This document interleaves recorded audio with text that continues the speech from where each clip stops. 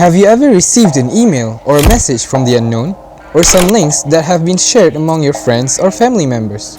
It seems like the one that you receive from any popular websites, but this time it looks weird and fishy.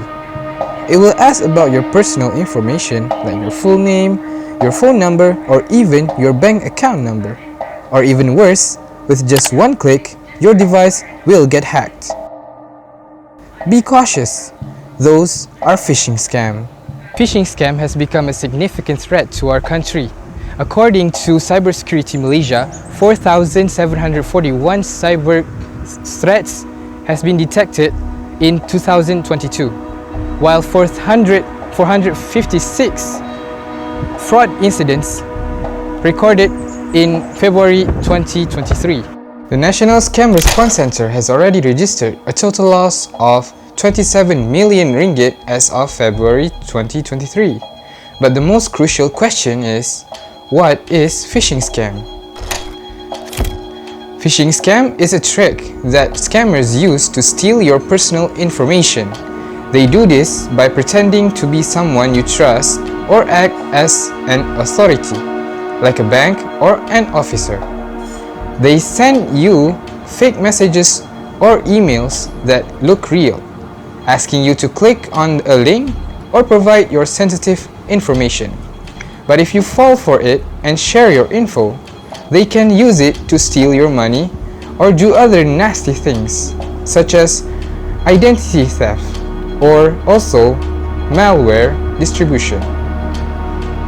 Let's look at an example scenario of a phishing scam.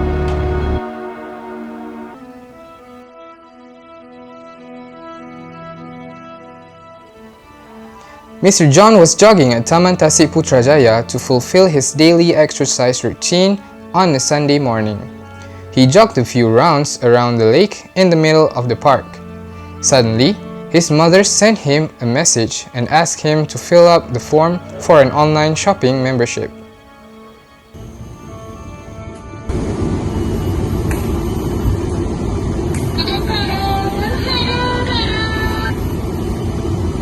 Hi Mom.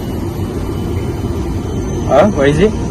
Oh, you want me to help you to fill in the form for your online shopping membership? Sure. I can help you later, but I don't think now is the right time because I'm outside. Perhaps do you mind if I do it later? Oh, okay. So I will get back to you when I'm done filling the form, I guess. Bye Mom, take care. Have fun. And then, Mr. John went to the cafe, took out his laptop, and started to fill up the online shopping membership form. After Mr. John finished filling up the form, the scammers will get all the information and will use it to do bad things. At the time, the scammer has already got Mr. John's personal info. He got access to every one of Mr. John's media social accounts and also his bank account. Just then, when Mr. John wanted to check his bank account, he noticed that all of his money was gone. Mr. John realized that he became a victim of phishing scam. How do we prevent ourselves from being a phishing scam victim? First, most of the scam links are not secure. We can identify them by looking at the link's URL. Legitimate links are often used as HTTPS to provide security to the user. So, if you find the link is not secure, you must avoid those links since they can easily accessed by the scammers. Other than that, we must double check the sender's profile or email address to verify the sender and to make sure it comes from the legitimate ones. Officials, such as bank officers, will not use their personal account to interact with their customer. If we follow this step, it will decrease our chances of being a phishing scam victim. Apart from that, phishing isn't the only scam we should be aware of. Have you ever had the experience of receiving a call from an unknown caller who asks you to pay some amount of money by offering benefits before receiving the promised item? This is advance fee scam. Let's say Mr. Jojo went to his favorite store and buys some new products, and then he noticed that the store was offering a discount up to 80% for all of the purchases made on 11th November. Mr. Jojo was fascinated by the offer and he was really looking forward for that day to come. Later that day, Mr. Jojo has received a call from the scammer who was pretending to be a Watson customer service and was offering the same discount from the store he just visited that day. And Mr. Jojo was very interested to purchase an item from the store. And the scammer will ask Mr. Jojo to make an upfront payment transaction so that he could confirm his purchase on the item before receiving the item. A few weeks later, Mr. Jojo was concerned that his item still hasn't arrived.